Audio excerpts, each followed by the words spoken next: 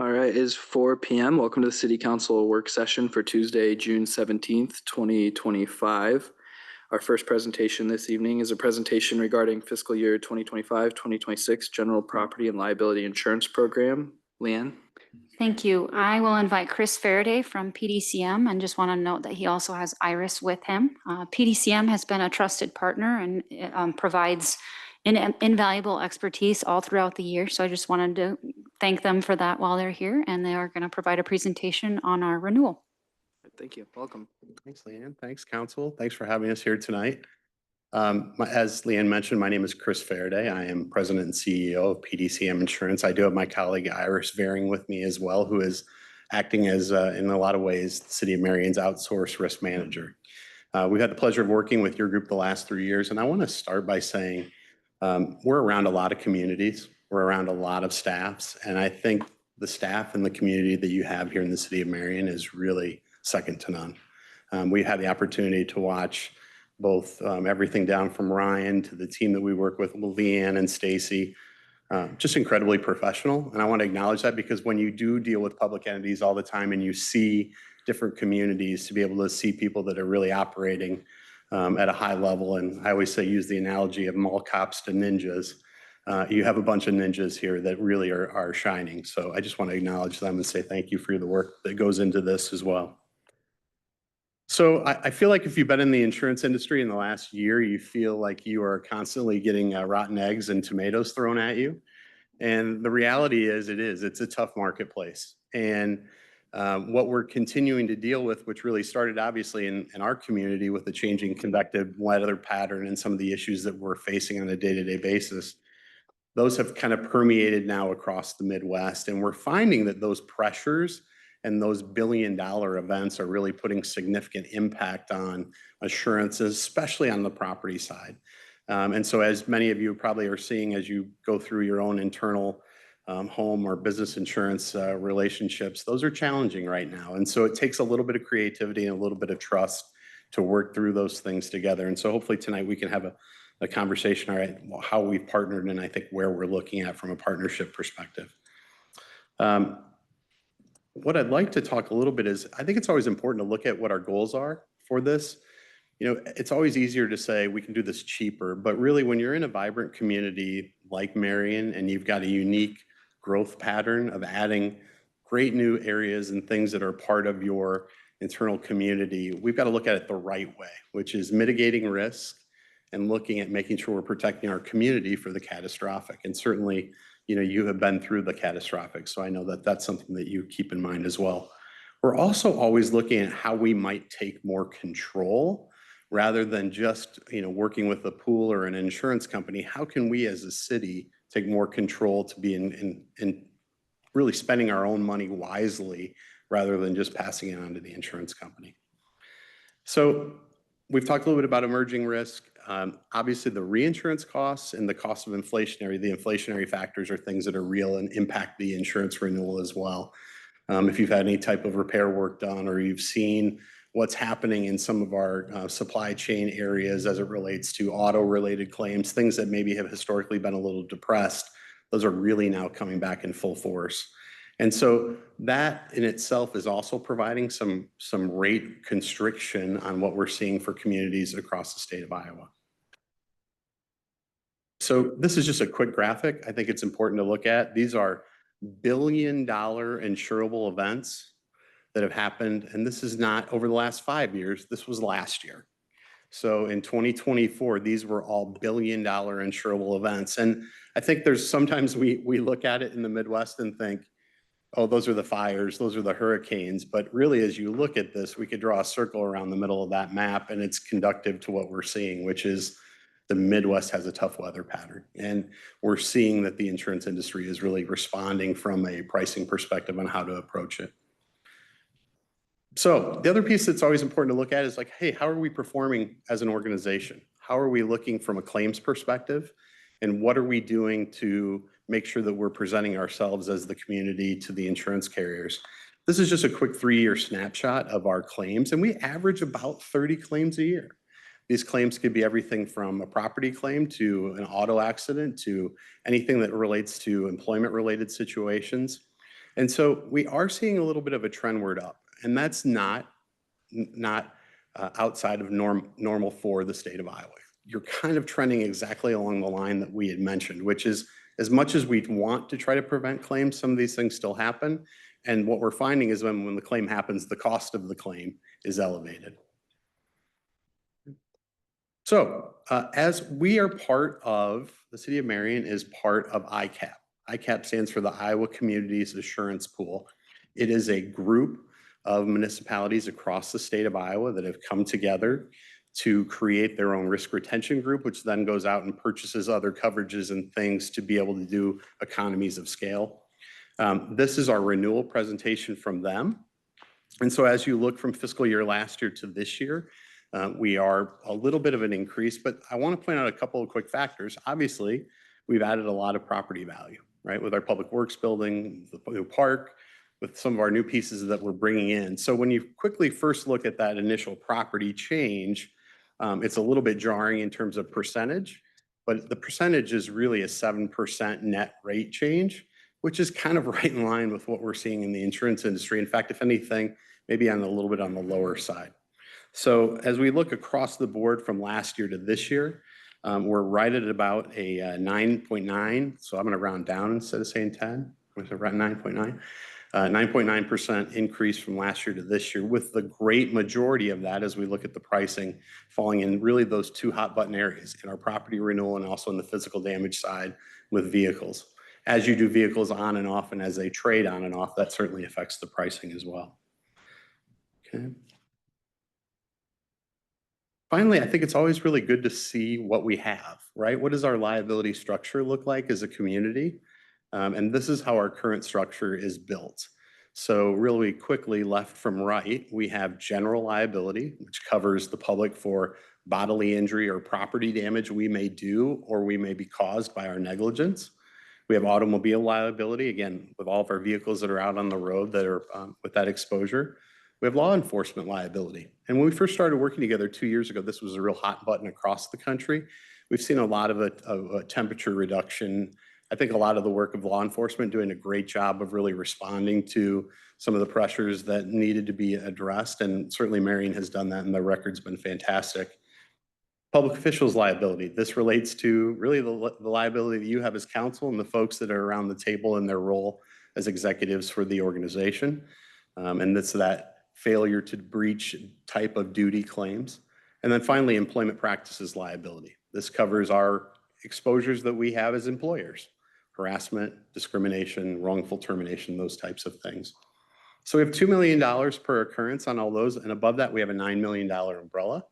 So effectively, in any one liability claim, the city of Marion has about $11 million to defend a liability scenario. Any questions on that one before I jump forward? That's a little bit more of I breezed through that, but that's a lot to digest in a very quick time. No? Okay. So as we talk to, this is just a quick snapshot. The city of Marion right now, we insure just under $140 million in replacement cost valuation for our physical plant, infrastructure, et cetera. And we have a deductible structure right now, which is a little bit of a unique structure. It's a $2,500 deductible, except a 2% wind and hail deductible, which is something that continues to happen across the Midwest. Many of you are seeing it. And that means 2% of the building value as a deductible, not 2% of the claim. And this is becoming a reality across Iowa. In fact, we were starting to hear carriers say taking 5% deductible. So we still feel really comfortable about the protection ICAP gives us as part of the group in that scenario. And certainly, as we mentioned, right, these property values are impacted by these four great projects that are, I think, jewels of your community and being able to be really proud of. But as we roll off older buildings and we bring on newer buildings that have replacement costs that are significant investments, we've got to insure them. And so that value and that property amount kind of tracks right along with that investment. So finally, what are we seeing? We said it's been a little bit of a roller coaster in terms of rating structure, but we really feel like the signs are starting to point towards 2025 as a year of stability. And we're hoping that as we look forward for the organization, that moderation of rate will start to happen and also give us some more flexibility. We'd like to look at continuing on that risk corridor control aspect to take more in-house at the city of Marion rather than trading dollars with the ICAP and the insurance provider. The other thing that you're going to find is that there was a time where carriers didn't really get very involved on how the property was kept, maintained. Your carrier has been here, ICAP has been here multiple times. There will be a renewed emphasis, again, of looking at upkeep, investment, and those front-end proactivity things will allow us to be able to be flexible in the future.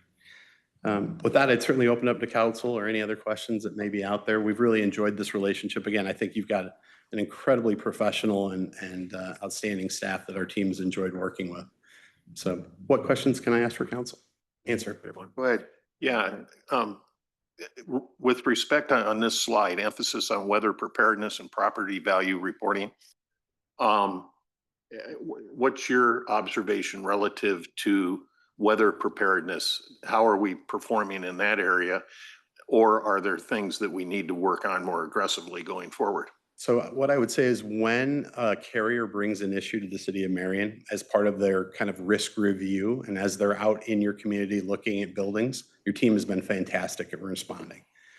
You also have done, the city of Marion has a very nice job around their preventative maintenance schedule and the work that you're doing to make sure that those don't get out of pocket. So I would say when we talk about best in class, the work that you're doing, I think the other piece though is just maybe evaluating, and I know this is probably part of your fiscal discussion and you know, there's always, we've got to be good fiscal stewards, but looking at those buildings that need a little bit of love is sometimes probably more proactive right now than it has been historically. So I would say I would put the city of Marion and the work that your team is doing best in class in the state of Iowa for how they respond and what they do. Thanks. Steve? Yeah, on the one slide talking about the number of claims per year.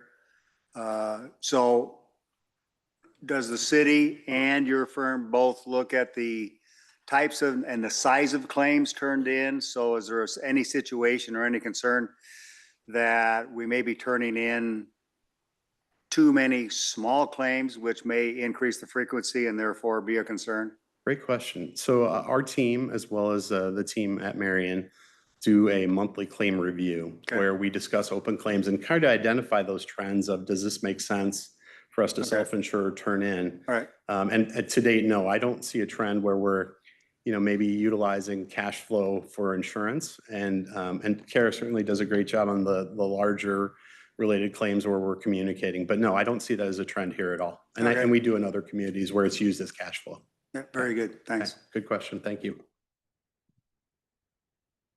What else?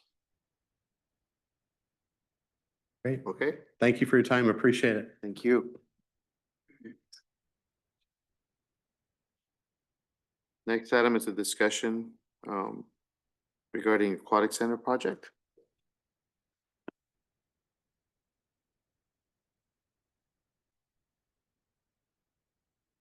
Good evening, Mayor and Council. I am filling in for Seth tonight. He is out this week, so happy to help continue to bring the Aquatic Center project moving here. Tonight we'll discuss and ask for direction regarding the Aquatic Center project in Willowwood Park. Some of the highlights we're going to hit are going to be the planning background, how we got from where we started to where we are today, and then sharing the steering committee's recommendations that came out of some of the discussions that we've had a couple weeks ago. And then, as I said, looking for direction from you on a polling survey to help keep a pulse on what our residents are feeling, where their thoughts are on the continued project. And then, of course, design and pricing comes into that. The planning background started quite a few years ago. Most of it started out with the Parks Master Plan in 2016. And then the following year, it really became a priority through the ImagineX, where we had our community vision process and had quite a few of our residents participate. And this is also one of the last projects on ImagineX that the city and the chamber as a whole have moved projects forward. From there, in 2021, we started our feasibility study, and it showed community support, for a need for a new facility. And then from there, it really was a lot of community engagement, continued with city open houses, doing surveys, identifying future community members to consider a very important issue. And then brings us to 2025 today, where we're having discussions on, do we possibly go out for a bond referendum for a future aquatic center? As we know, we have pool challenges. Our current Willowwood Park neighborhood pool was built in 1987, so it has a few years getting to its end of useful life.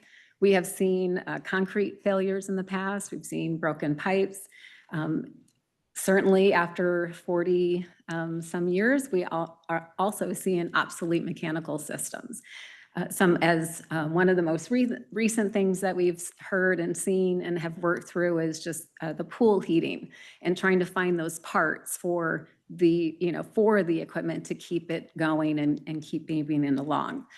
And then the outdated entryway, lighting, finishes over years, weather, use, everything just starts deteriorating over time. Not because we didn't maintain it. It is just what happens when you're working with concrete and a lot of space that has a lot of years on it. And then we don't have the modern ADA compliance for this facility as well. So we installed a lift quite a few years ago, and we utilize that. But today there's ADA facilities that really accommodate and make it easier for more individuals to be able to use our pool. With that then is the financial strain. We've talked about this over the past year or so. We recover about 50% of our operating costs because it's a neighborhood pool. And when you think about when we built this in 1987, our population at the time was 20,000. Now we're a community of 42, a little over 42,000. And then because of that operating cost, then it is something that our residents are subsidizing through their taxes. The limitations, we certainly have had questions about the limitations of the current site. And with that, as I mentioned just a little bit earlier ago, our Willowwood Park is really a neighborhood park because of, at the time when we built it, it was more of a community park. But now that we are doubled in size, it really becomes a neighborhood versus a community pool. This area is surrounded by homes, not a lot of room to expand something such as an aquatic center. We have parking limitations, and then we have those constraints on improvements. We can continue, it's hard to, as we talked probably 2 months ago, maybe a little bit longer, where we talked about where is that breaking point of the facility and when do we, making those decisions of continuing to baby it along, or when do we, at what point do we say, if we have a large major repair, we had shown the risk loss analysis that we had of any issues that we may have in that, does that force us then to close the pool because of that? Community-driven vision. Over the past 4 years, residents' feedback has helped shape for a modern aquatic facility. The proposed amenities that you're seeing here are those amenities that through open houses and surveys, that these were the amenities that surfaced to the top. The wave pool, the lazy river, the need to, the lap pool, different things like this. So this is why you're seeing why we've laid out the project the way we have. In our efforts for community engagement, this is something I think that we really pride ourselves in community engagement. And these are all of our touch points that we've had over time to make sure that we are getting in front of people, getting their feedback. And now we'll have a couple more steps in continuing to gain information.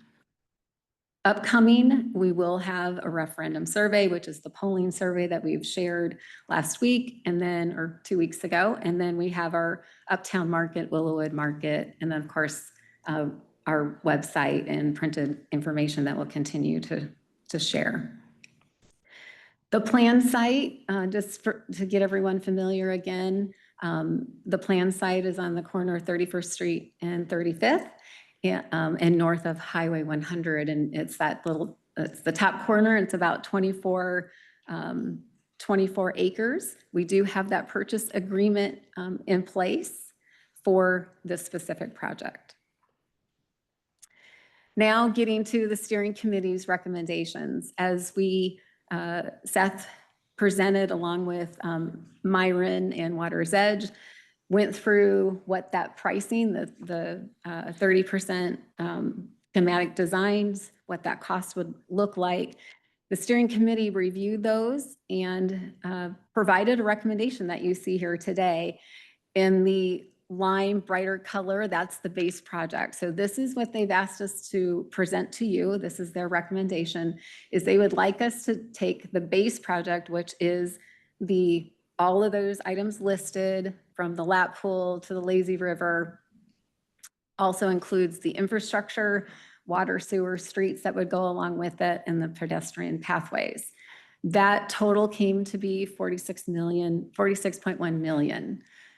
They then talked about the alternates to, if we would take this project out, we would take it for bid and or with the polling survey, we would be looking at these alternates as to the dry rec part of the aquatic center project.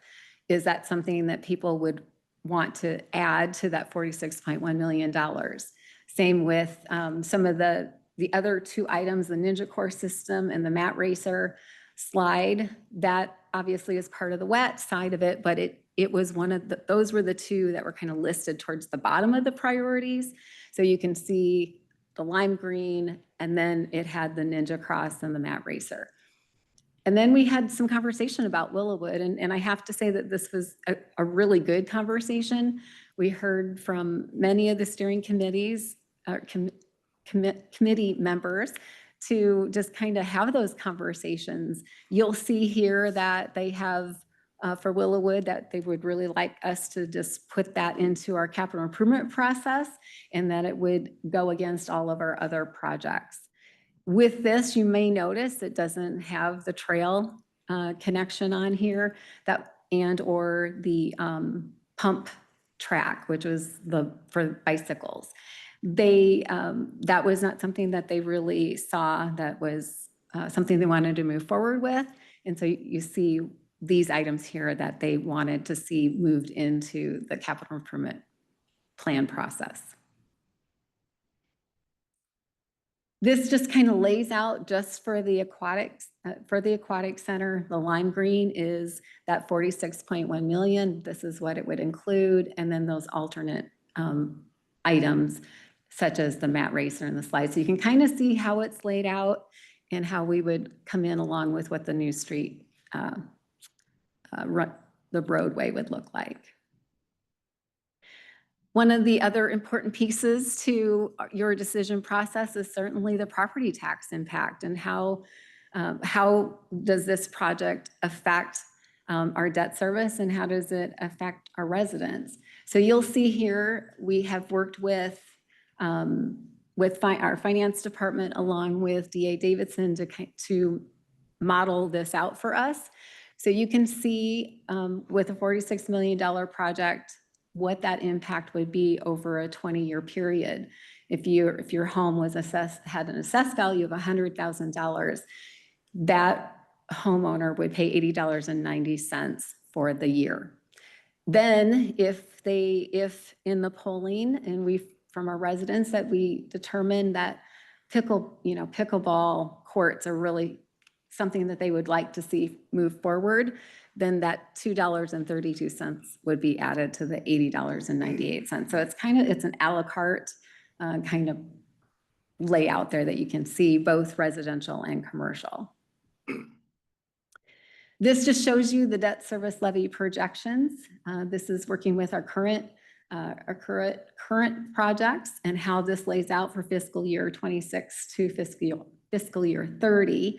The lime green is just for that base. When we were talking aquatic center, the base and the lime green, that you would see here that it would be about $1.70 that we would see that debt service number increase by. The debt capacity projections, I think this is another important slide to take a look at. You can see here the lime green line that goes across. That is our policy limit. That is our what we say we aren't going to go over. You'll see that in fiscal year 27, you see that we are a little bit above that. 28, see we're just slightly below, and then it continues to decrease.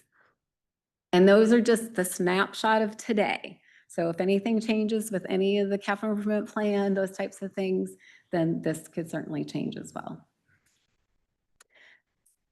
Taking you back to the steering committee recommendations, we did put with the alternates, if everyone said, residents came back and said, nope, we want it all, then those alternates would be about almost 4.5 million.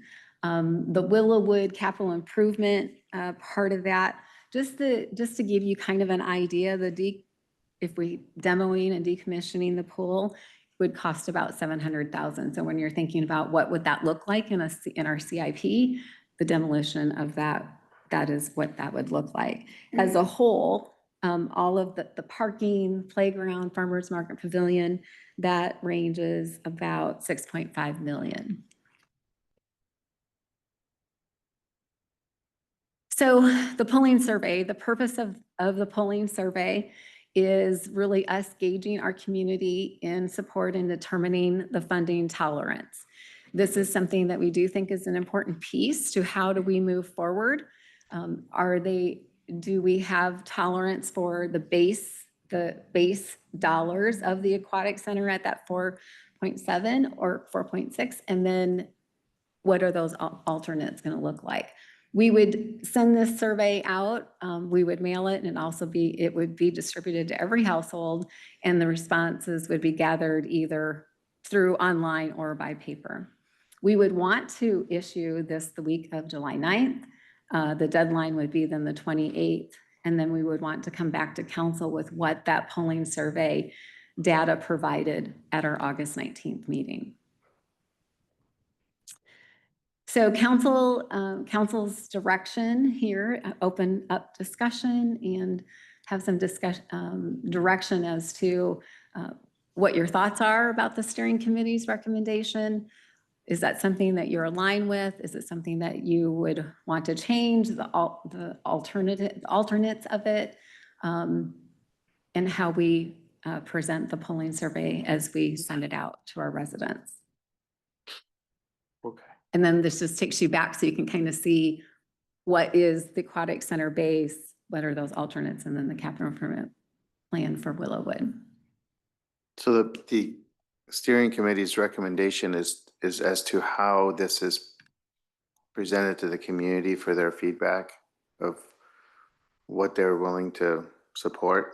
Correct. So the base part of it is steering committee saying, hey, this is what we want to move forward with, is the base project at that 46.1 million. And then kind of then see with the alternates is there more interest for some of the other Okay, so things? the polling would present the base project, however we determine it's going to be with a set of alternates that the community can also weigh in on and say, express a preference as to whether or not those are included in the base project or not. Correct. Okay. Is that clear for everybody? So we're ready for discussion on what council members think about the base project as it should be presented to the community for their input on funding. Yes, go ahead. Couple items from my perspective, Kim. I'm looking at the budget summary sheet that was attached to the communique that Ryan, I think you sent it out yesterday. There was, it had two different attachments, but one of them was a breakdown of the budget summary. In that, it is, and this is referring to the aquatic park pavilion with bathrooms, and that's shown as an alternate. So For the dry, that would be for the dry rec space. okay, so what I'm wanting to make sure is there are in fact going to be restrooms Yes, there is. in the base bid. Yes. Okay.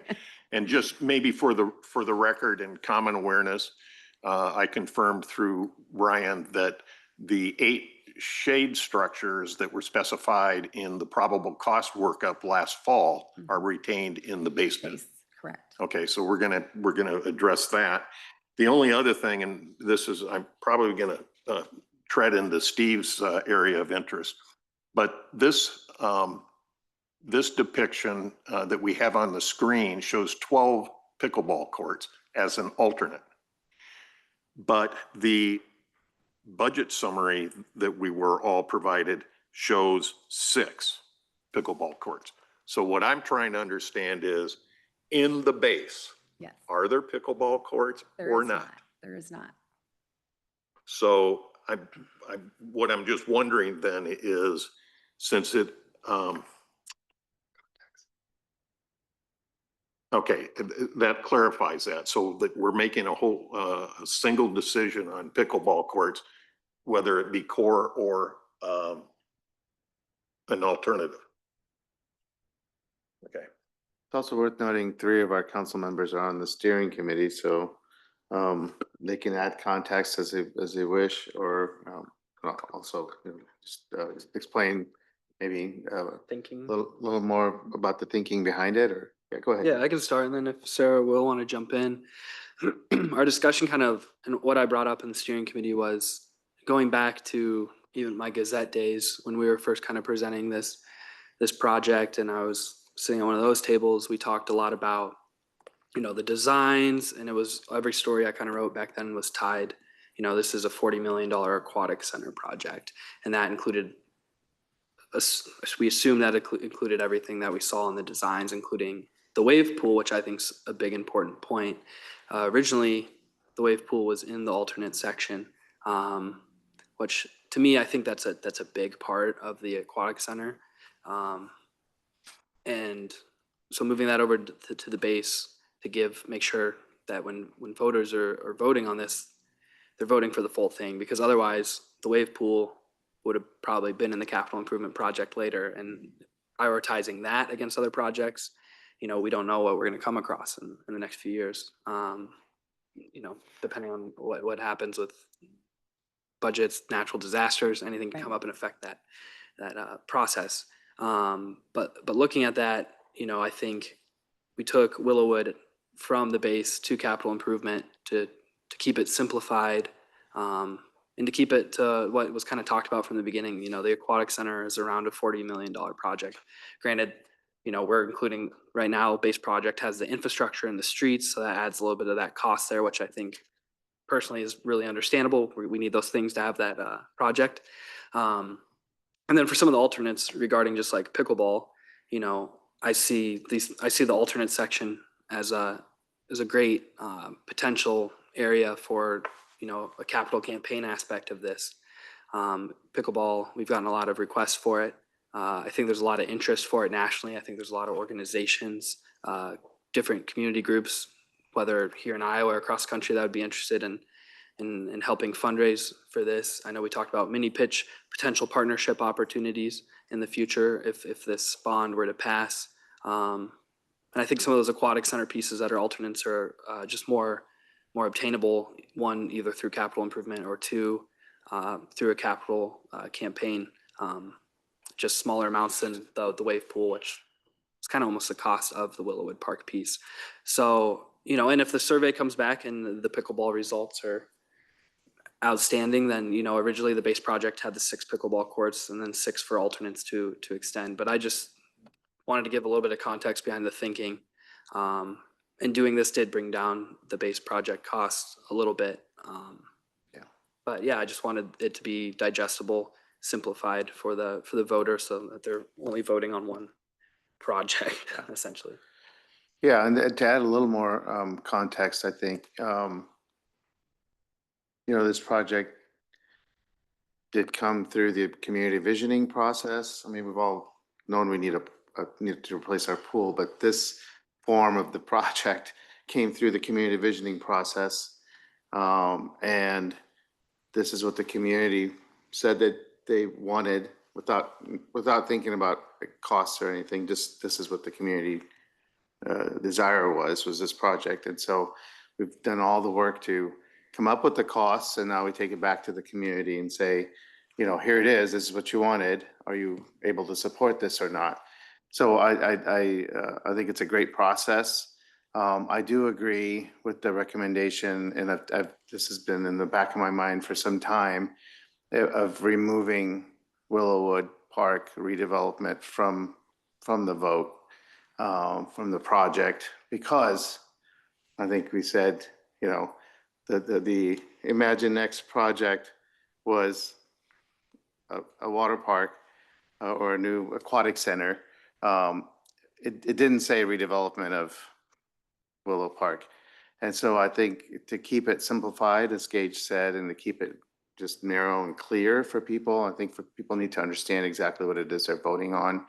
I think we need to start to add redevelopment of the old park, then there's just a lot of questions and and so to keep it simple for people to know what they're voting on and this is what it's going to cost, I think is a very important thing. And it's also true to the original project, the community visioning project, which is the new water park, new aquatic center facility. So I personally am supportive of removing Willowwood redevelopment and putting that through the capital improvement plan.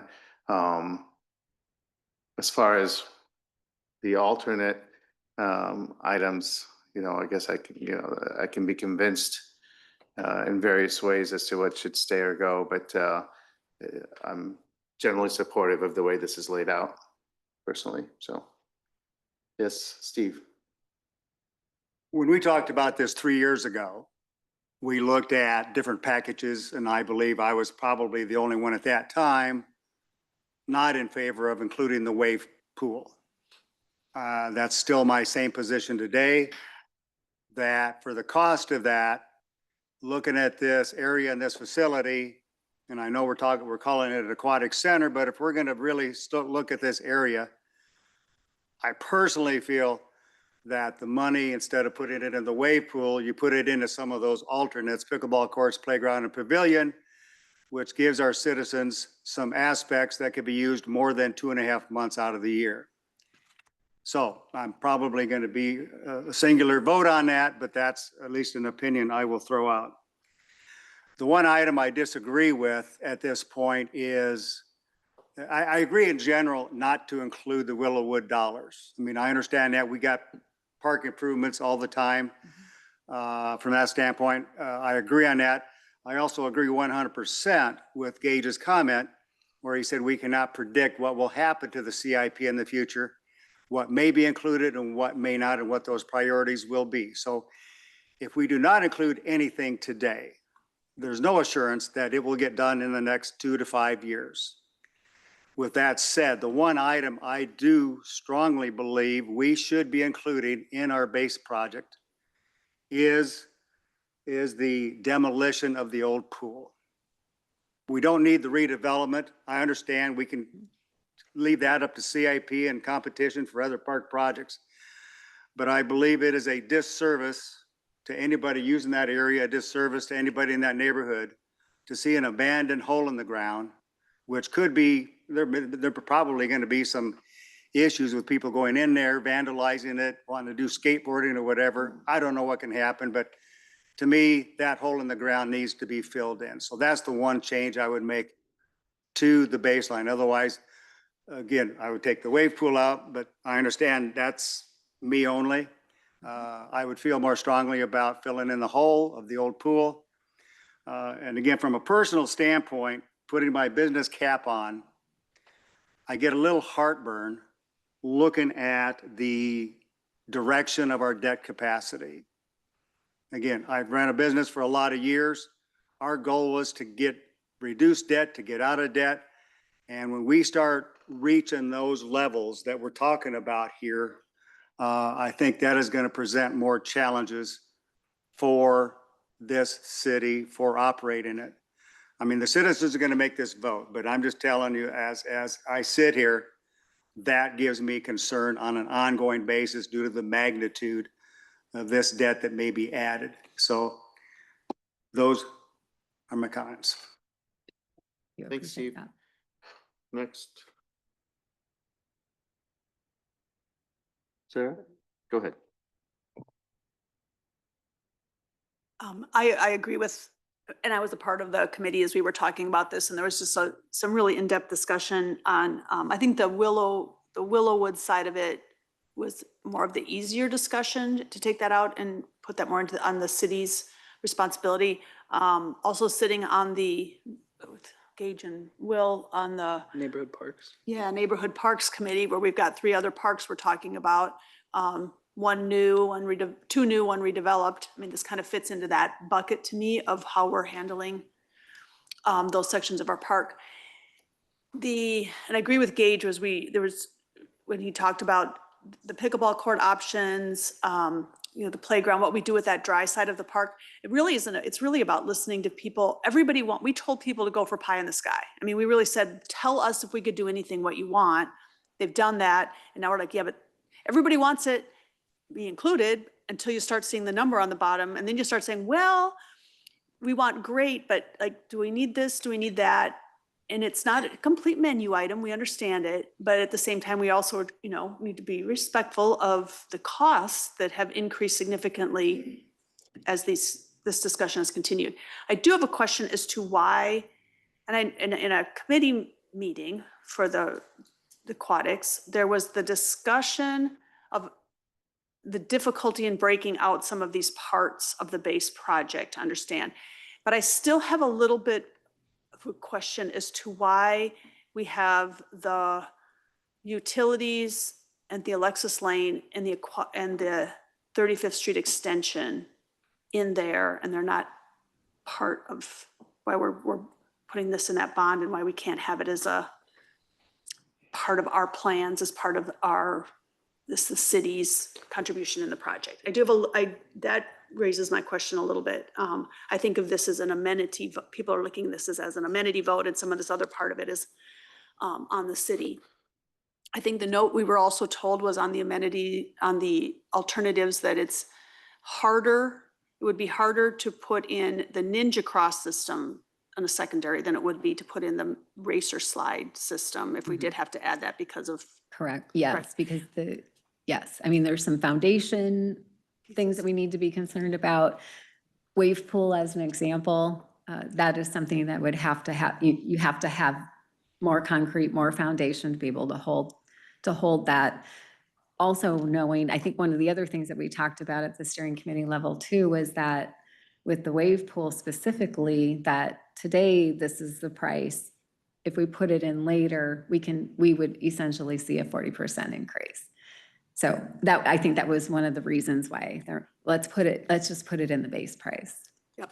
Okay, so maybe we're not supposed to bring this up yet, but I have a little bit of a question on the survey. So I don't know if you want us to discuss the survey questions now, or if you want that as a separate part of this discussion. That's entirely up to the council. If I can really quick come back to the utility and the infrastructure.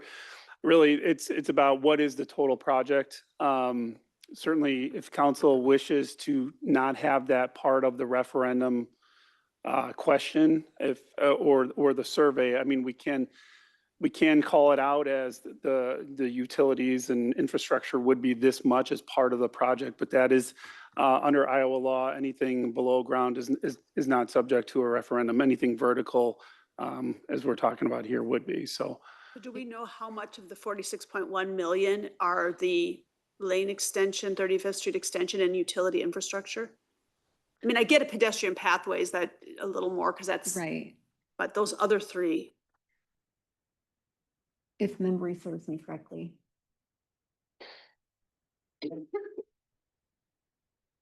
Oh, thank you. Yes, I was going to say it's about $4 million.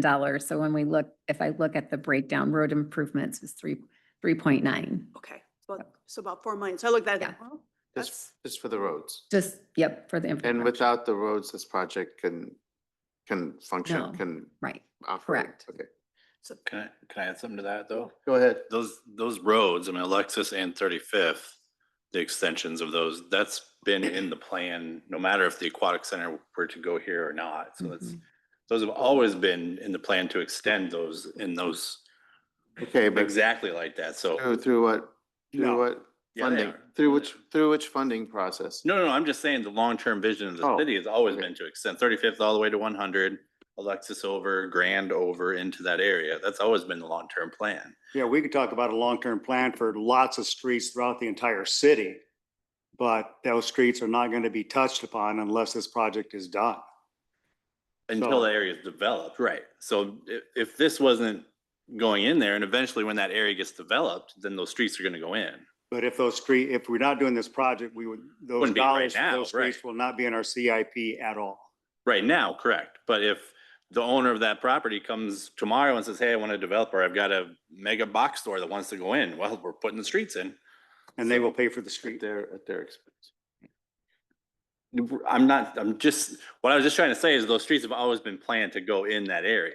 I understand that. So, Understood. yeah. Okay, let's, Can I go back to my survey? yeah, go ahead. Sorry. Okay.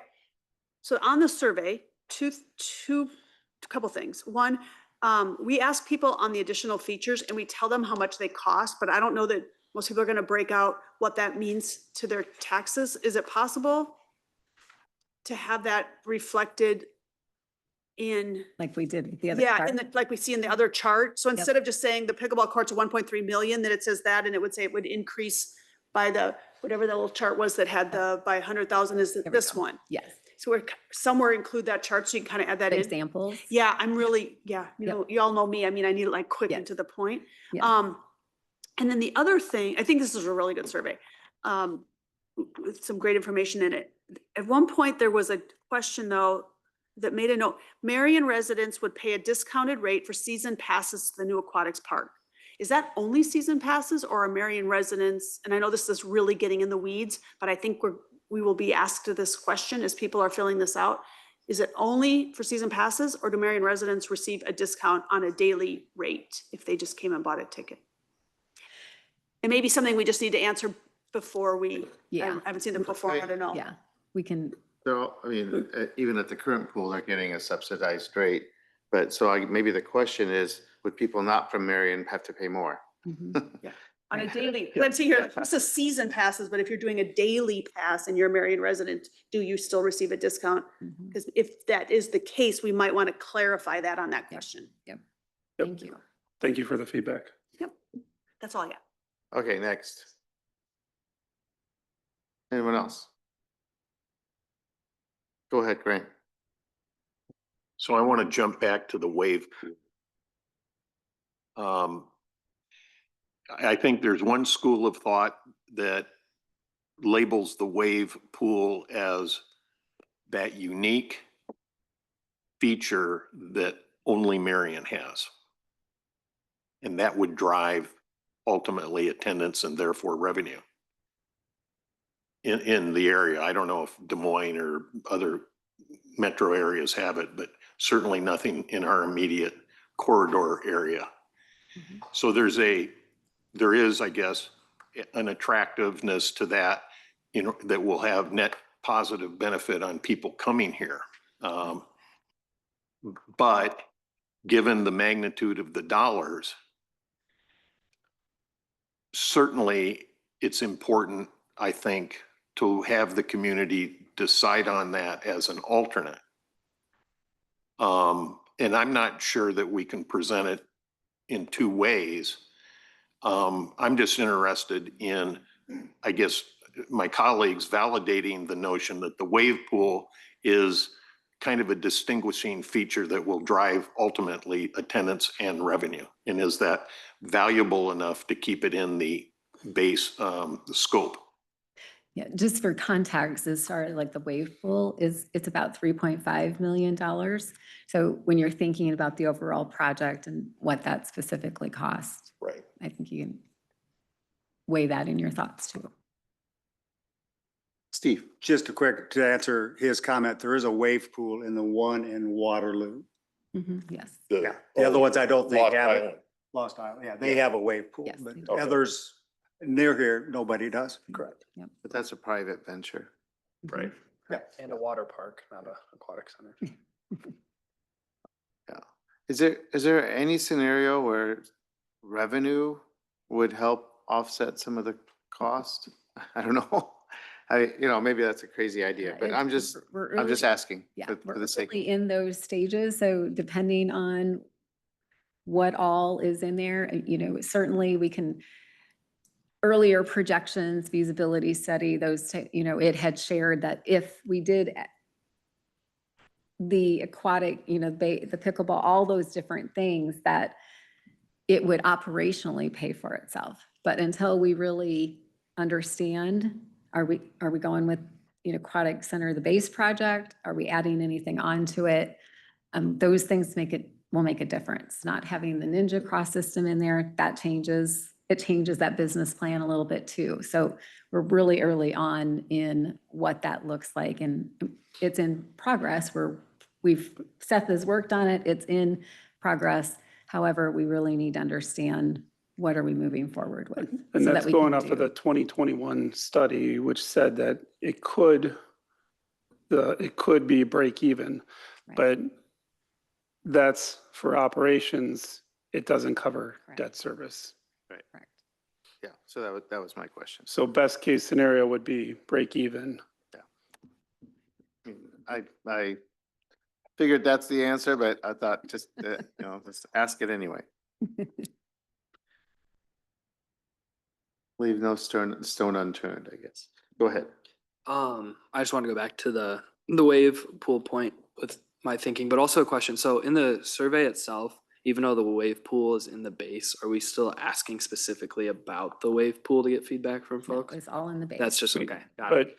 But we can, Yeah. the council, this is a recommendation to council from your appointed steering committee.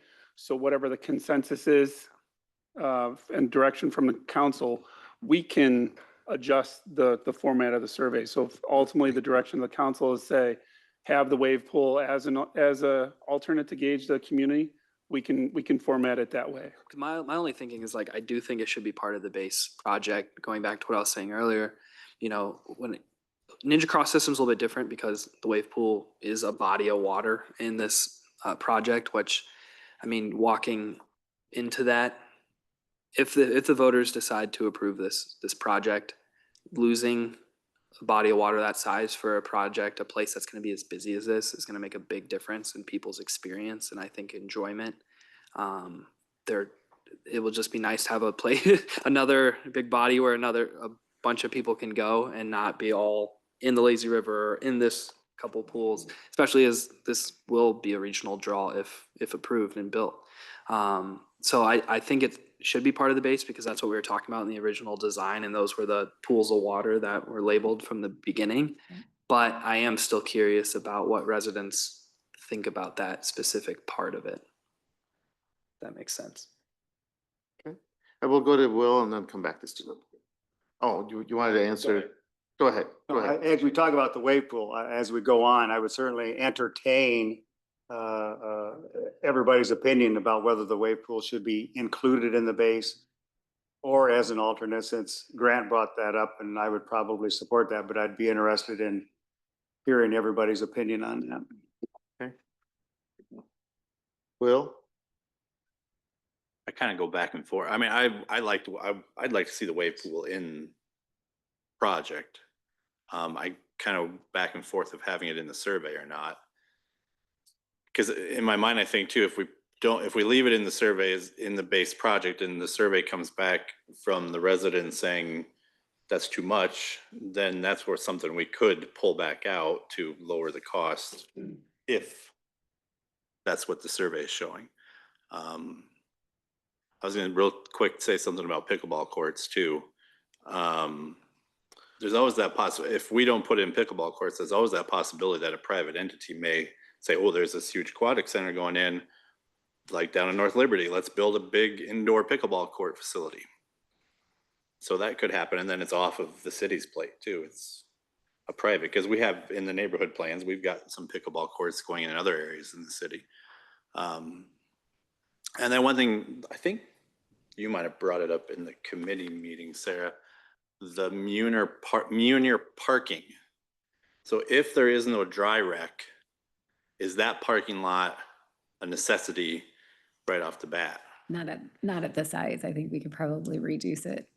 Because a lot of By that part, the 35%. Muner parking lot was more for dry rec parking versus the huge parking lot to the south of the aquatic center, which would be aquatic center parking. So again, if it comes back, so the north parking lot off of Muner.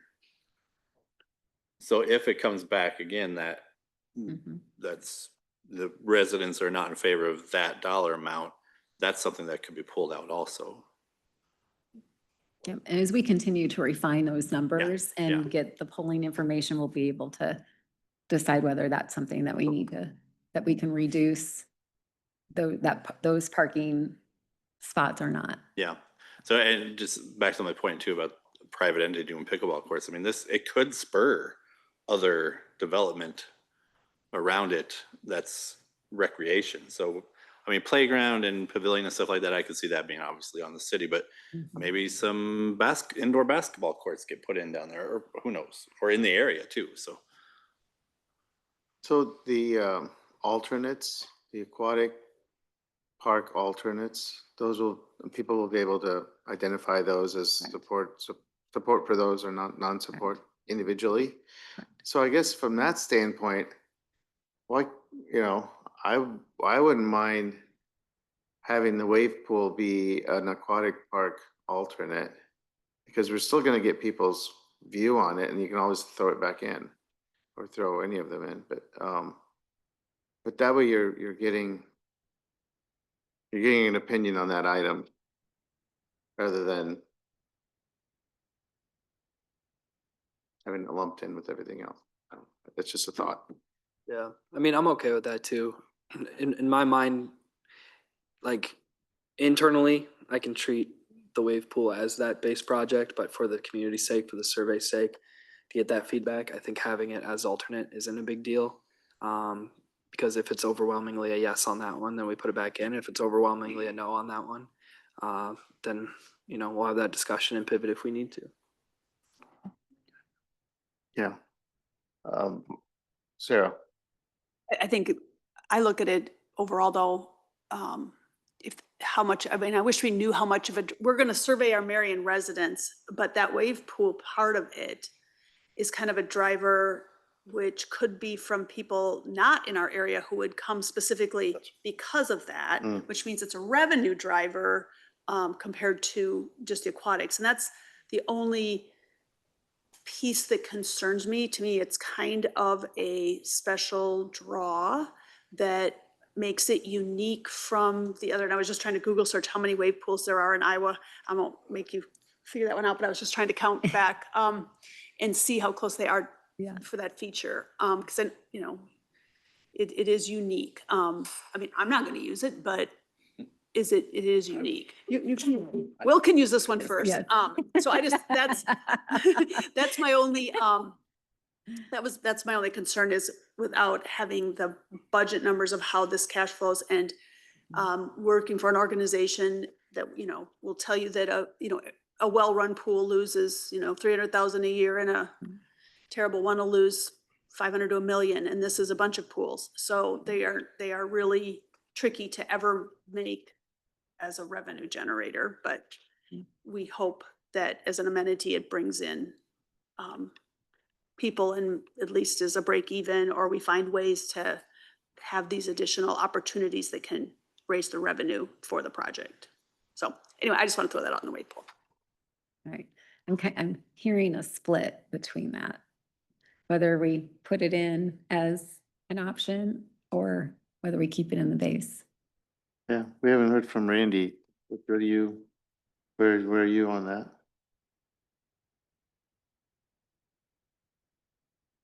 I'm just as divided as everyone now. I guess I will say, in defense of a wave pool, though, you would anticipate higher ticket prices into those. So they're not normal standard wages or standard fees getting into pools that have standard features. So I have a lot of questions that are wrapped around that. I know there's a lot of mechanical devices. There's a lot more maintenance to them. There's more upkeep to them. What's the longevity of it? At some point, does it just get shut off and not used because parts are not available? I've got a lot of questions wrapped around the wave side. So I wasn't part of the steering committee, so I don't know those answers, but I appreciate everyone's feedback and I'm still kind of undecided as well. So I'm sorry. Okay. Yeah, go ahead, Will.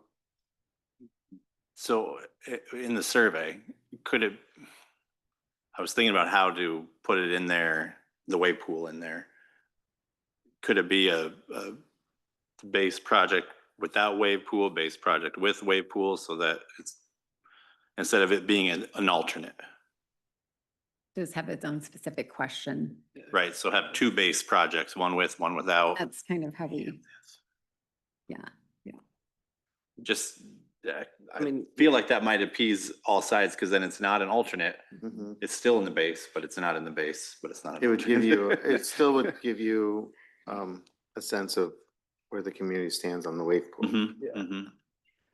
We Is that don't, what- that is certainly something that we could add into the survey. What we do have in the survey is, you know, the question of would they like to see something a little less? So, you know, it has the 50 of all the things, which will change that accordingly. But, you know, would I support the 4.7 million or the 46 million? I would only support a smaller bond referendum. So we do have those questions in there. It doesn't necessarily go directly to what you're saying, but that is in I there. think what I'm hearing is that the wave pool is a topic of discussion. It's 3.5 million as part of the base bid. I think there's some way we've got to figure out how to gauge it. Yeah. So I think we can work out ways to have it called out specifically and articulate that it would be part of the base bid. We can figure that out. Go ahead. So I view this survey not only as a input to fundamental decisions that have to be made, but I also view it as an educational piece. And all of us here probably understand the concept of a wave pool. I am confident there are some in our community who just don't know. Mhm. And I'm wondering if this will be delivered online or in hard copy or both. Hard copy. Every household will receive this survey. Okay. Well, that might disable what I was going to say, but assuming that there are some number of people who lack the clarity as to what a mat racer slide is, Ninja Cross, and a wave pool, that if it were delivered online, we could be linking them to Absolutely. exemplars that exist Yep, absolutely. in order to inform them as to, okay, this is what this is. Yep. Can we put those links in the survey? Yes, yes. I mean, I don't know what a couple of QR these items are. QR Quite code. honest. There is a QR code in the survey. Yeah, so QR codes Yes. would do it. Yeah. Perfect. Could, Yep. for those that don't do QR codes, could there be half a page that just says lap pool and then a little description, and then just kind of a little description for all the different items, just so people understand what they actually are? Because some people might not know what a leisure pool is. Then, like you said, I mean, a ninja course, a mat racer, no one, I mean, I didn't know what a mat racer was before this. Right, yeah. Okay. Boy, I could just have visions of Are we- Randy and I going down the mat racer slide. Are we making progress? Are we making progress? Yes, Alan? I've been keeping Yes. notes of comments that council members had brought up. So I don't want to stifle any conversation. I think we've got some understanding of what council's looking for to gauge the interest of the community on the wave pool. Councilman Jensen had brought up including the demo of the pool in the total cost. That's one. Councilwoman Menser had mentioned removing utilities and roads from the base cost. So that's another decision point. I think that's it at this point. So those are all things you want us to, Yeah, those were Talk about- two comments that we heard from Okay, council so- members. so the suggestion was made that we have two base options, one with and one without the wave pool. Mhm. Anyone opposed to having the two options or think it should just be one option? Does anyone? Mayor, I wouldn't, I would just, I think what we'll do is as a Oh. staff, not present it as one or two. We would just find a way to have it formatted where we can gauge the community's interest on the wave pool specifically. Okay, so you'll do that. Is everyone okay with that? Yeah. Okay. Next, And then, the demo. yeah, Councilman Jensen had suggested a demo of the pool should be included in the total cost, the 46 million. Do we know what that would be or It's approximately? it's about 700,000. 700,000? Mhm. Okay, We got to do that. go ahead, Will. So when that pool gets decommissioned, is it for sure that the existing pool will get demoed, or is there a chance to repurpose that? If Willow Park redevelopment does take some time, there's no repurposing of anything. He said skateboarding, I mean, Yeah. could be a little skate park type thing, maybe, I don't know. I would say that's possible. It's probably too early at this point.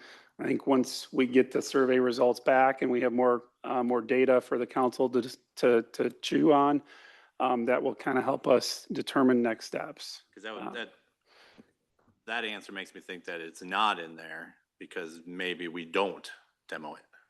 Maybe demoing isn't the final solution because we don't know. Grant. Brent, your knowledge of the pool condition now, would it be serviceable essentially in its present form as a skateboard challenge or whatever they're called? Could we start using it for skateboarding? In its current condition, I don't believe that we would be able to. Okay. I think the pool basin is designed to hold water and a skate park is a different design. So even though they're both holes with concrete, they're different and they're designed differently. Different Yes. geometries for Yes. the writing surface. Right. All right, Yeah. thanks. Yeah. But All right.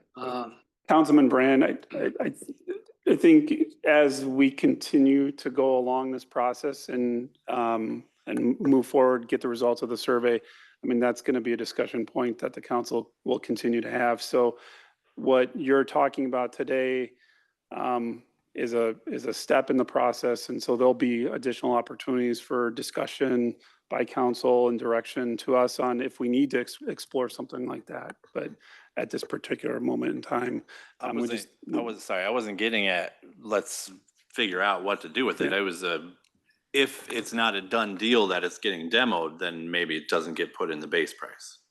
That's all I was saying. Yeah, I think even the demo should stick within the capital improvement plan because, you know, if Aquatic Center is voted down, Willowwood Pool still does need to get demoed. That pool's at end of life. We've been talking about that for a long time. If you've been out there and seen it in person and seen the behind, the scenes of it, it's old, it's in poor shape. I think it needs to stay in capital improvement process, and I think it needs to become a high priority in the capital improvement process regardless. We'll be able to time it out, I think, pretty well. I think staff does a great job at timing out our CIP projects and communicating those timelines to us. I think we can still time it around the time the Aquatic Center happens if it were going to happen. But even if it doesn't happen, it still needs to be shut down, and the park can still be pursued separately if the community votes no on an Aquatic Center. So I think it needs to stay in the capital improvement process. Any other thoughts on that?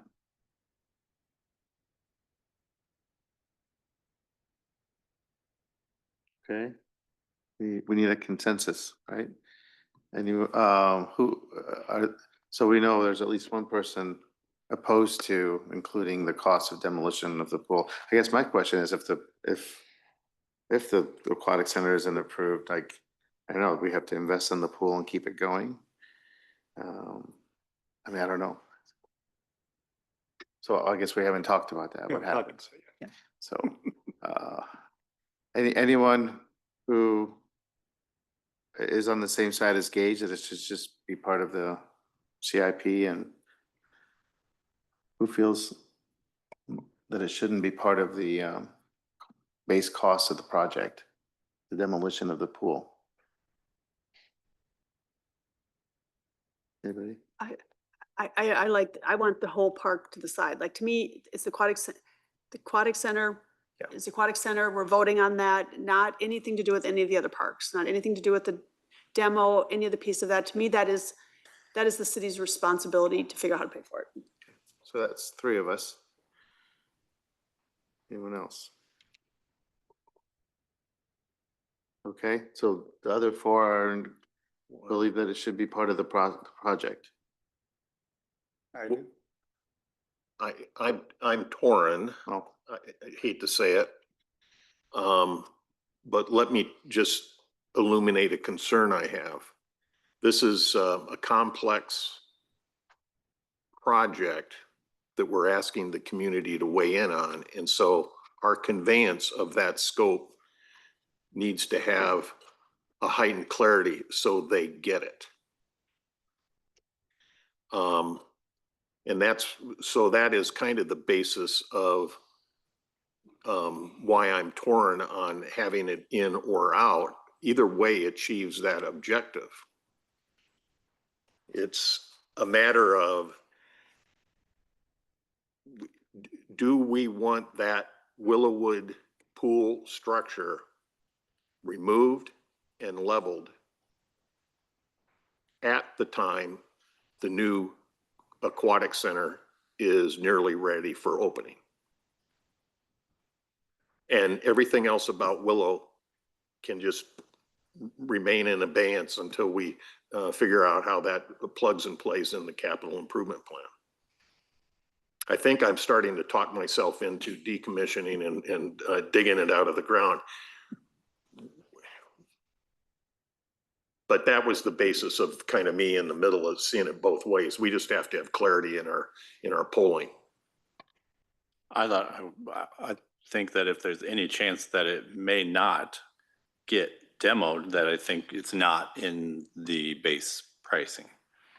Because I don't think we have 100% know what's going to happen with it as of right now. Well, I'll just add just a few comments. We know that as we've been discussing over the last year or longer, that this pool is at the end of its useful life.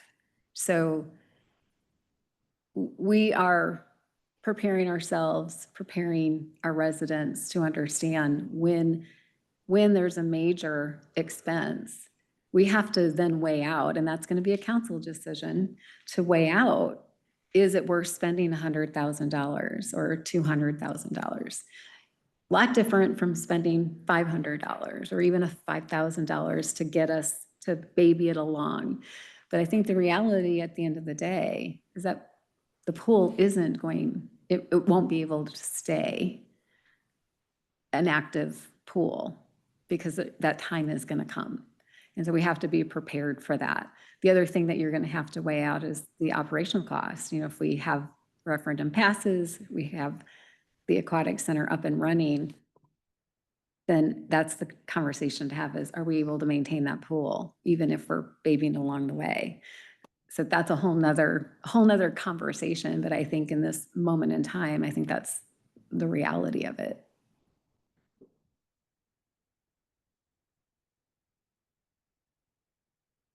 okay. Anyone else? Matt, So was that 4? you have the opinion that it shouldn't be in I don't the- think it should be in the base Okay. price. Oh, so that would be 4. I don't know, I guess, we're trying to get a consensus, not necessarily a majority. So is everybody okay with that? With that, or are you adamantly of the opinion that it should be included? I mean, it doesn't mean it's not gonna happen. It just means it won't be funded in this way. Debating her, she's in this, how it's funded. Yeah. Doesn't mean it's not gonna be Right. filled in and whatever, decommissioned and filled in, but, Just- Let's move on. okay? Go ahead, Leanne. I just want to add something from the financial lens, just so city council has the information. A demolition of a pool is not considered an essential corporate purpose. What that means is if we do not include it in a bond referendum, then we likely will not be able to use bonding for demolition of the pool due to the dollar amount. I cannot recall what the exact dollar amount is. But we would need to lean on other financial sources such as local option sales tax to fund that. I just wanted city council to have that piece of information as it relates to making this decision.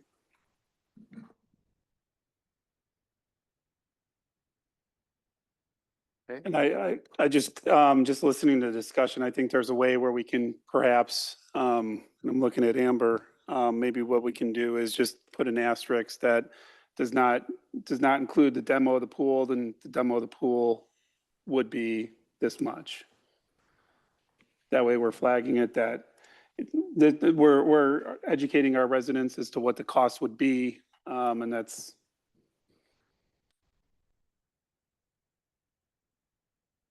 I think it tries to accomplish both.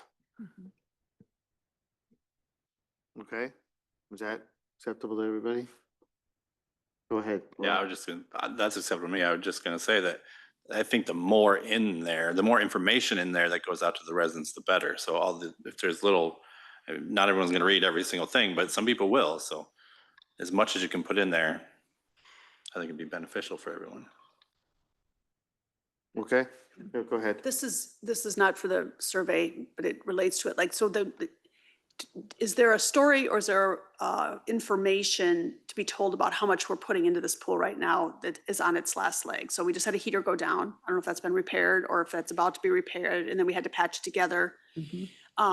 So, I mean, the real statement is this pool is on its last leg to start with. There may be, if this vote doesn't go through, or we're not voting on an alternative to repair the pool and keep it alive. I mean, we're keeping that alive as long as it lasts. Kind of get this other project over here. This is going to eventually live its life Correct. out and be done, whether or not this aquatic center gets built or not. Correct. Right. So, and I think that's just in our communication has to be very clear because it's generating a lot of expenses to hold this thing together. And at some point, it's like a car, you pull the plug. I mean, you're no puns or anything here, but you say we just can't keep investing in this. It's not safe. It's not viable, and we're done and we'll have to see what happens next. So it's kind of where I'm like, I like to keep them. That's why I'm really in this, like keeping them separate, because in my brain, I'm thinking we're doing this, we're keeping this alive. Yeah.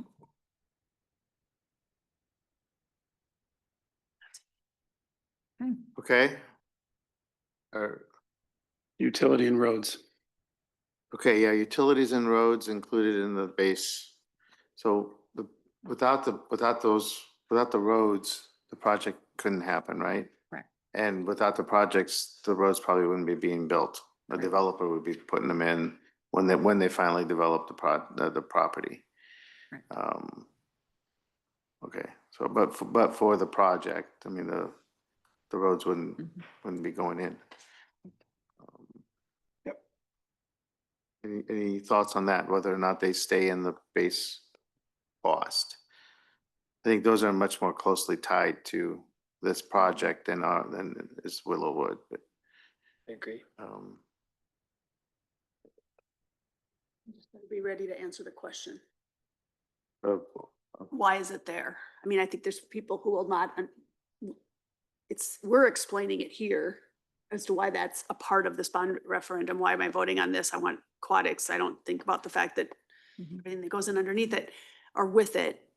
So if it stays, I think and we have a very talented communications person with us, how we're ready to answer the question of why that's included, because it seems like we've got all these amenities and playthings and then a road. So a road extension that some may question. So if it, I don't like it in there, but if we have to have it in there and my colleagues are, you know, want to keep that, that's fine. But we better be ready to explain it. It seems like it should be our job. Well, I think it should, I think Well- it should be in there. should, It should, but Okay. you could reword it and just say road and utility infrastructure as one line versus each thing individual out, since it's not priced individually out, just road and infrastructure, utility infrastructure for project. I think people understand for a big project, you have to have Yeah. infrastructure and roads. Gotta And be able to get there. so, go ahead. Yeah, so let's assume that, and maybe somebody mentioned this earlier, it's not the aquatic center, it's some other form of development. Whoever's developing it is going to extend those two streets Yeah, if, for logical reasons, site access, et cetera. So we're the developer in this case. It's got to be in. Alexis Lane has to extend, and 35th has to be extended. I just don't see any way around it. That follows suit logically for any developer. We just happen to be that one. Logical. You have anything, Steve? I'm in all the way. Okay. Yep. Everybody's, I think we're good with including it. Okay. Okay. super, thank you. Anything else we're missing in terms of the decision points? I think we're good. We got what we need. Okay. Perfect. So Thank you. we'll get Just, this put together and Yeah. yeah, and this is a survey of the community. This is not final discussion on the part of council. This was just discussion for what goes in the survey and how it's presented. Once we get the data back, we're going to share it with council as well as our partners with Team Marion. So council will have some additional touch points on this topic. Go ahead. Maybe this was mentioned before, but will we see a copy of the survey, the final draft before it goes out? Yes. Okay, thanks. I'll share it with you. Absolutely. Steve? One other question. When the survey goes out, it's gonna go, you said one to each household. Correct. So if there's a husband and a wife in that household, is that one vote or is that two votes? They can certainly go to the QRL code and fill out their own. But Okay. every household will receive a paper document, but from there, they can do it online. Oh, So so you can't do this online too? Yes, you can do it online. Multiple as well. household members Yeah. can, Oh, so that is accommodated? Yeah. Okay, just, Yeah. that's what I wanted. Thanks. okay, one more question, go ahead. Sorry. So it's going to every household, but then in there it also talks about commercial taxes. So will it go to commercial businesses also so they understand? Or I'm how's gonna that have to gonna work? ask Clarification. It's Just households? residential, correct? Yeah. Okay. Yep. Okay. Yep. Okay. It's more specific because they vote, they are the voter. Anything else on this one? All right. Okay, nice So I job. just have one, Yeah. one slide left. And and Now you that tell is, as Ryan said, we'll continue to see this. We wanted to make sure that you knew that the polling, once we get all the data pulled together, you will see this. We'll provide that information and share that with you and have some more discussion on August 19th. And then we're just kind of laying out those next steps. Steering committee will meet on the 14th. We'll continue to refine the design, do the review, continue to do the plan review, consider bonding language, draft bonding language, and then council update. We'll bring that information back to you. August 19th, and will be the polling results. September 18th, we'll finalize the bonding language if we don't finalize it sooner. And then the referendum vote, if we choose to move forward, will be on November 4th. Okay, Okay. thanks, Kim. Thank you, everyone. Great discussion, everyone. Thank you. All right, the agenda review, there are 3 items that are marked. for discussion by staff. What I'd like to do is just go through those three items and then go back and take any questions anyone might have on the other items on the agenda. That's the simpler way to do it. First, we have Brian with number 812 on page 5. Resolution approving allocation of hotel motel funding. Right? Good evening. So this is the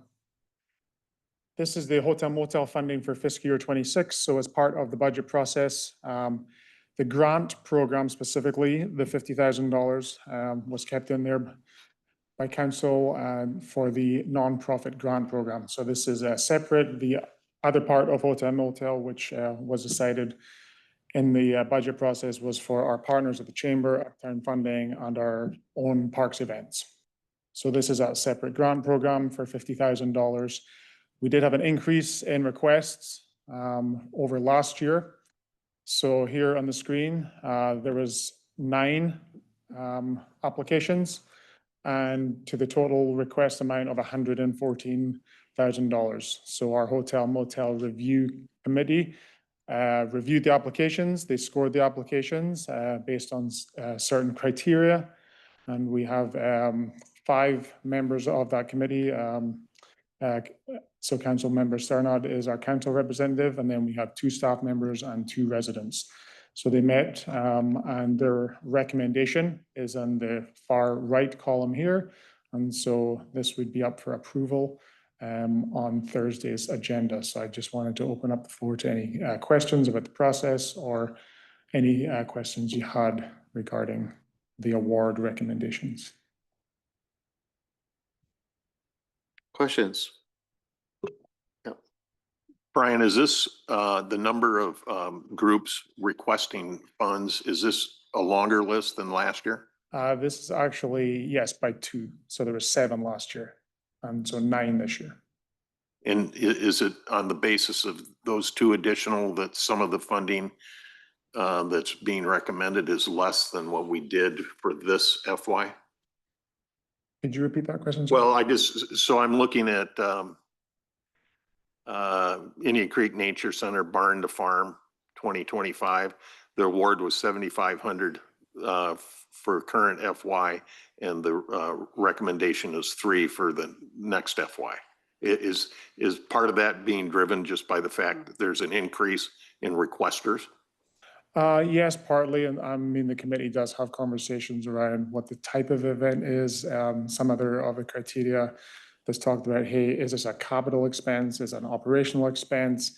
Is the event kind of outside the city? Is it inside the city? So some of those conversations add to their decisions around the allocations of the funding, but they're very kind of specific on the criteria that they're scoring against.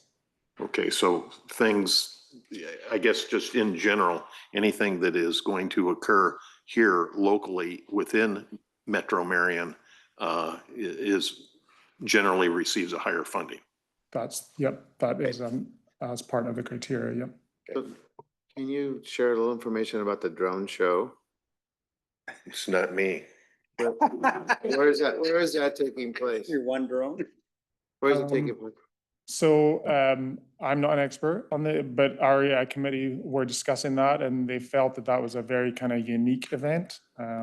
So Marion though? it's at the park, Tuma Park, right? Yeah. Tuma. Park. So that was kind of scored high because they thought it was a unique event, and it is part of the Freedom Festival close to Marion. Yeah, I guess that's the only one I have a question about, but. Go ahead. Yeah, I mean, I'm like you, I mean, I appreciate the work that, say, the Indian Creek Nature Center is doing, or the Freedom Festival, and I know they're at Tuma, so it's maybe closer, but a little more with that, but when we have events like the Spark in the Park Intercultural Festival that is getting started, but brings people to Marion, which, I mean, the hotel motel piece was all about, my understanding, it used to be about heads and beds and bringing people to our community, and that's the money that they have. So like how we're kind of reinvesting back in the community, and we've got a second largest distribution is going to not Marion. And then the Nature Center, not Marion. And Nubo, not Marion. That's, I mean, I don't, maybe a bunch of Marion nonprofits get a whole bunch of money from Cedar Rapids Hotel Motel. And I'm unaware of it, but when I read this before, I have a little bit of heartburn of this because I see the Historical Society, the Heritage Center, Yanko, all of these that our own events that are going on. I know the chamber already gets those fundings, but we do so many free events in this community that bring people in here that I'd love to see as a part of that funding. So that's just my 2 cents, and I don't mean to be a Debbie Downer on it, but I would like to see the limited hotel motel tax money that we have in Marion go to Marion.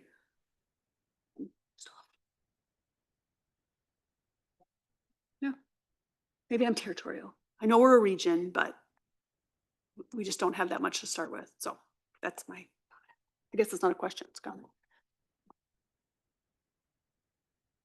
So this is gonna be for approval on Thursday. Yes. Go ahead. Well, to Councilwoman Mentzer's point, there's a couple options for council. You refer it back to the committee and ask them to take another look at that. Council certainly has the ability to direct staff on those allocations. Council is the final decision maker on these items. So if there's direction you want to provide to us, we can certainly do that.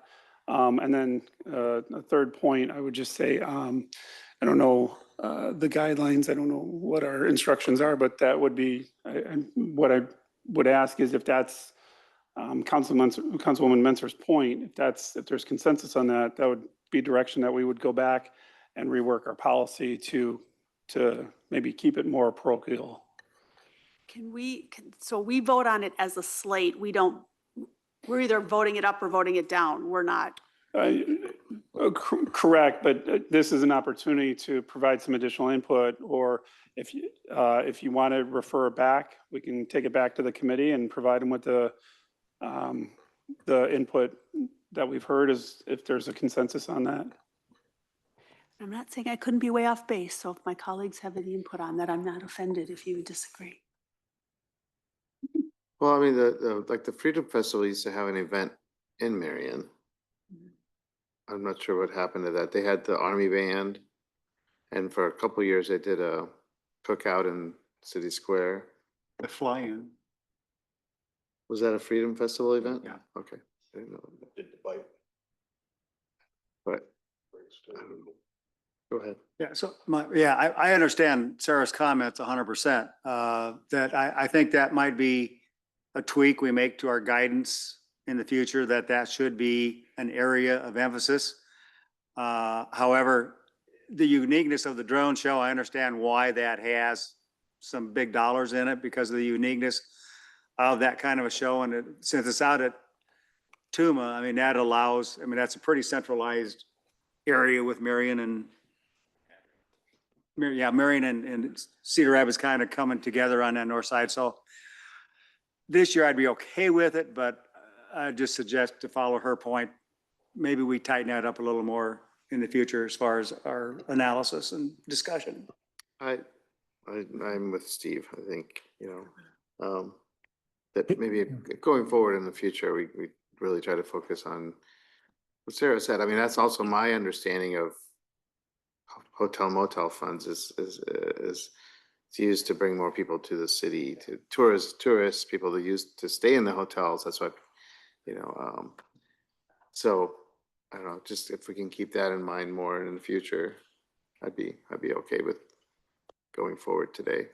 So we can certainly bring the policy back and make sure the council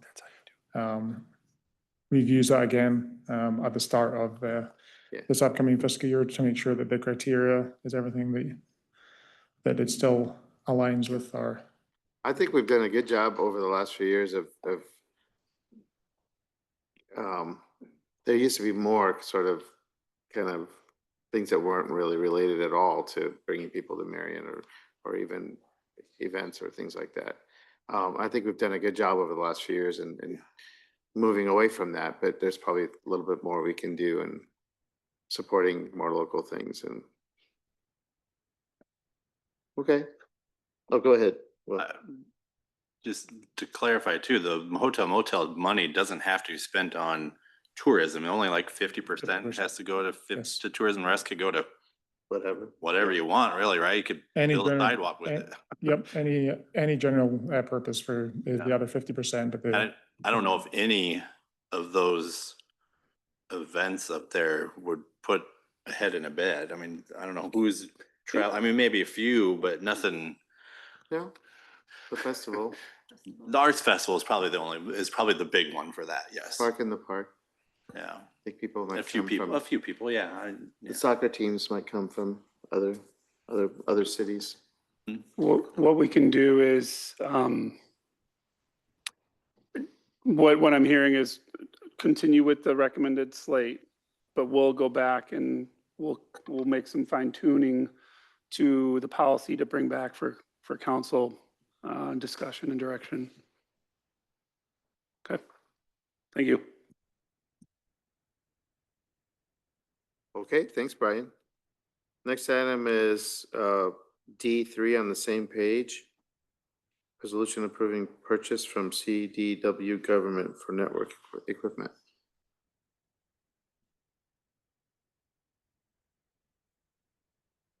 Good afternoon, Mayor, City Council. My name is Tom Jordan. I am the Traffic and Road Lighting Manager at Public Works.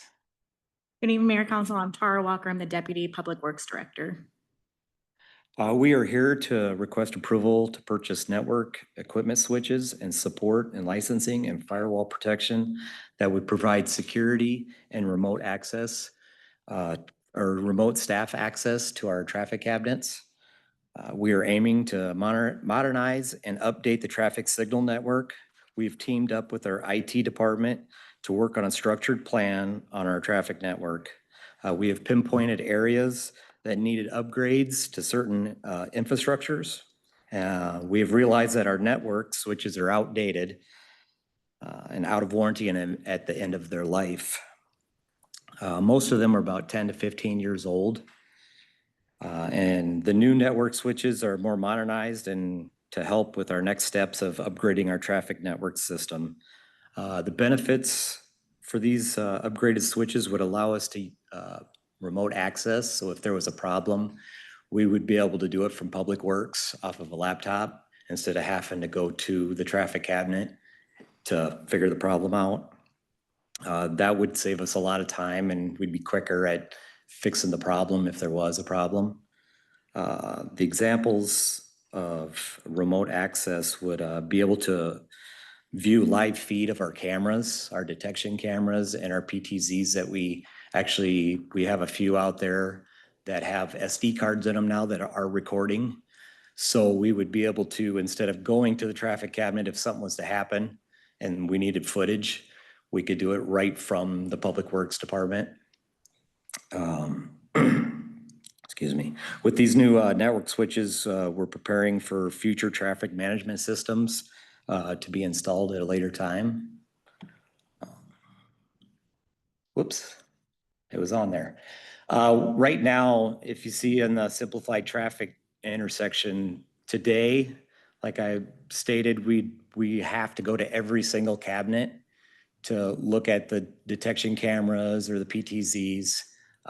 With these new switches, we'd be able to do it right from the Public Works building. So if a resident or somebody going through Marion calls and says that they're not getting a signal to give them a detection, we'd be able to go on there and look to identify that, yep, the camera had moved, the detection's not right, and we could fix it right there.